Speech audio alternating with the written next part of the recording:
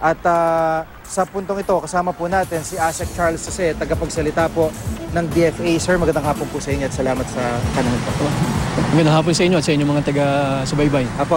Sir, nabigla ang lahat. Ano po? At dito sa pangyari na bigla na lang may bibitahin palang Pilipino. So, ito po ba'y gaano katagal na pong alam ng DFA yung mga detalye tungkol po dito? Well, na-affirm ng Supreme Court yung kanyang death sentence noong pang 2010. Pero since 2007, nung nangyari yung insidente, nakipag-usap na ang ating embassy with the family ng victim para nga dun sa pagbayad ng blood money para mag-issue ng letter of forgiveness. So patuloy yung effort na yun ng ating embassy to try to save her. Pero hanggang sa dulo, ayaw pumayag ng pamilya. Kaya dinamad na ng family na i-carry out yung death sentence. Kaya nagbigay ng decision yung Kuwaiti government na i-carry out na. Kaya kahapon lamang na pagbigay alam sa ating embassy na i-carry out na yung death sentence. Apo, at sa panahon na ito mula 2007 hanggang at least hanggang kanina po ay yung DFA o yung sa Kuwait po, mga official sa Kuwait, nakakaugnayan ba nila yung kamag-anak dito sa Pilipinas? Yes, in constant communication naman ang DFA with the family nitong OFW si Jakatian Pawa. In fact, pinacilitate ng Philippine government yung travel ng pamilya ni OFW Pawa sa Kuwait. 3 times silang nakapunta ron para bisitahin ang kanilang kaanak doon. Ang pinakahuli ay nung October last year na kung saan nakapunta ang dalawang anak ni OFW Pawa plus yung kanyang brother.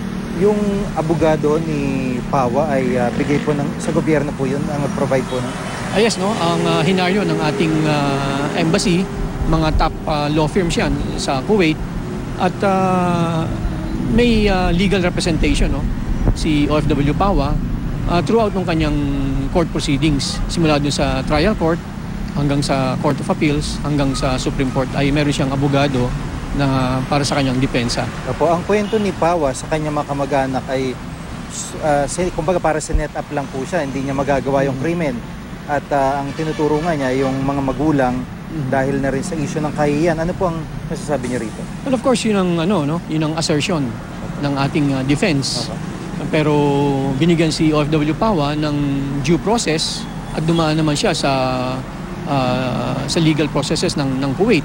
So binigyan tayo ng pagkakataon na i-present ang ating defense. Unfortunately, we were not able to convince the judges and we were not able to prove her innocence, kaya she was convicted dun sa crime na ini-impute sa kanya. Opo, yung pamilya dito na naiwan niya, 2 anak, naulila po ay 2 anak ni Pawa. Meron ba tulong ang DFA o iba pong ahensya ng gobyerno kayong nalalaman? Well, being a active OWA member nung time na kanyang conviction, I think may entitled pa siya to OWA benefits. Siguro OWA ang makakapag mas paliwanag dito kung ano man yung benefits na maaari pa niyang matanggap. Opo, sa ngayon sa buong mundo, sa pagkakalam niyo po, mga ilan po ang nasa death row at karamihan po ba anong pinakamataas o pinakamaraming kaso na nasa death row? Well, I think bumaba na yung bilang ng ating mga OFWs na sa death row. I think less than 80 na lang ngayon, At karamihan dito drug related pa rin. Karamihan nasa Middle East at meron din dito sa Asia. Minomonitor natin lahat yan, alam natin ang status ng bawat isa at nagbibigay naman tayo ng mga legal assistance sa bawat kasong ito. Apo, ano po ang masasabi niyo rin mensahe sa pamilya ni Jakatia Pawa kaugnay po ng pangyaring ito? Una-una, pinapaabot namin sa kanila ang aming taus-pusong pakikiramay sa pagyaon ng kanilang kaanak na si OFW Pawa. At of course, naintindihan namin masakit para sa kanila ang tragedy na ito. At of course, iniikap ng ating pamahalaan, kabilang na rito ang Department of Foreign Affairs, na subukang maligtas siya, masagip sa death sentence. At I'm sure alam ng pamilya yung mga efforts na ginawa ng ating pamahalaan including the DFA, para subukang masagip si OFW PAWA. Salamat po sa pagkakataon at update si ASEC Charles Jose, tagapagsalita po ng DFA. Maraming salamat, sir.